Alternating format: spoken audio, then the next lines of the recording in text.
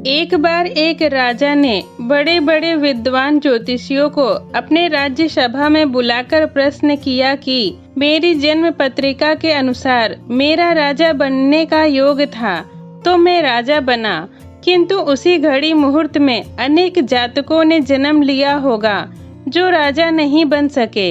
इसका क्या कारण है? राजा के इस प्रश्न से सब निरुत्तर हो गए। क्या जवाब दे कि एक ही घड़ी मुहूर्त में जन्म लेने पर भी सबके भाग्य अलग अलग क्यों हैं? सब सोच में पड़े ही थे कि अचानक एक वृद्ध खड़े हुए और बोले, महाराज की जय हो।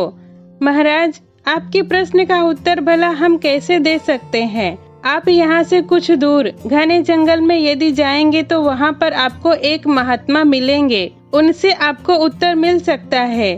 राजा की जिज्ञासा बढ़ी और वो घनघोर जंगल में जाकर देखा कि एक महात्मा आग के ढेर पर बैठकर अंगारे खाने में व्यस्त हैं। सहमे हुए राजा ने महात्मा से जैसे ही प्रश्न पूछा, महात्मा ने क्रोधित होकर कहा, तेरे प्रश्न का उत्तर देने के लिए मेरे पास समय नहीं है, मैं भूख से पीड़ित हूँ। तेरे प्रश्न का उत्तर यहाँ से कुछ दूर आगे पहाड़ियों के बीच एक और महात्मा है, वो दे सकते हैं।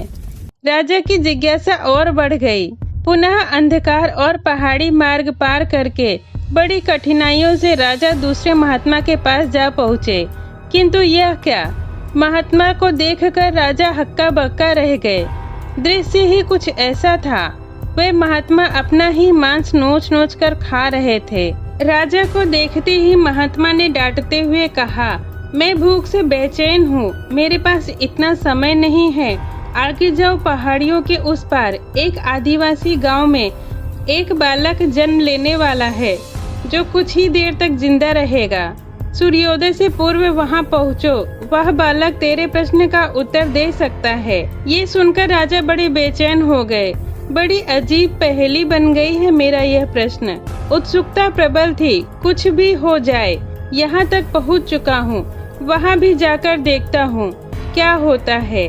राजा पुनः कठिन मार्ग पार करते हुए प्रातः होने से पहले उस गांव में पहुँच गए। गांव में पता किया और उस दंपत्ति के घर पहुंचकर सारी बात कही और शीघ्रता से बच्चा लाने को कहा। जैसे ही बच्चा हुआ, दंपत्ति ने नाल सहित बच्चा राजा के सम्मुख उपस्थित किया। राजा को देखते ही बालक ने हंसते हुए कहा, राजन, मेरे पास भी समय नहीं है, किंतु अपना उत्तर सुन लो। तुम, मैं और दोनों महात्मा 7 दिन पहले चारों भाई व राजकुमार थे। एक बार शिकार खेलते खेलते हम जंगल में भटक गए। 3 दिनों तक हम भूखे प्यासे भटकते रहे।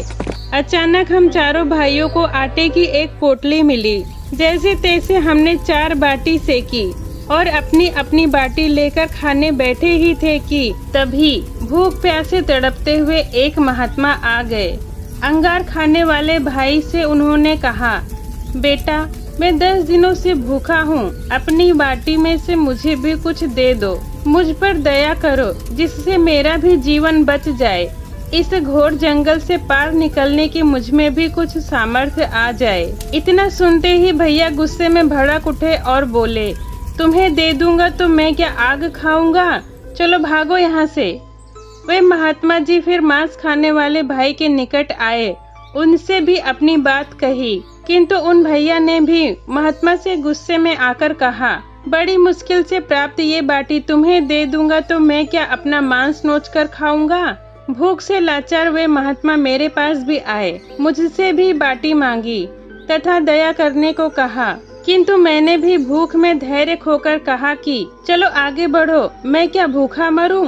बालक बोला, अंतिम आशा लिए हुए महात्मा, हे राजन, आपके पास आए, आपसे भी दया की याचना की। सुनते ही आपने उनकी दशा पर दया करते हुए खुशी से अपनी बाटी में से आधी बाटी आदर सहित उन महात्मा को दे दी। बाटी पाकर महात्मा बड़े खुश हुए और जाते हुए बोले, तुम्हारा भविष्य तुम्हारे कर्म और व्यवहार से फलेगा। बालक ने कहा, इस प्रकार हे राजन, उस घटना के आधार पर हम अपना अपना कर्म भोग रहे हैं। धरती पर एक समय में अनेक फूल खिलते हैं, किंतु सबके फल, रूप, गुण, आकार, प्रकार, स्वाद सब अलग अलग होते हैं।